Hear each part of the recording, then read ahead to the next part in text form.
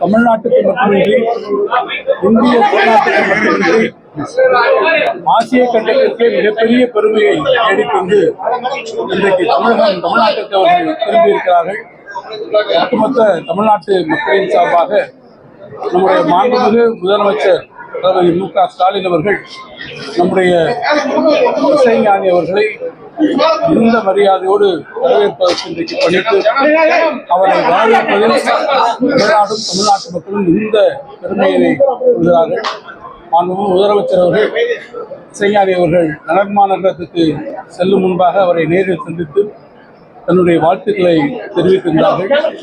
இன்றைக்கு அரசின் சார்பாக என்னையும் இங்கே அனுப்பி இசைஞானி அவர்களுக்கு இந்த பெருமிதத்தோடு வரவேற்க பிடித்திருக்கிறார்கள்.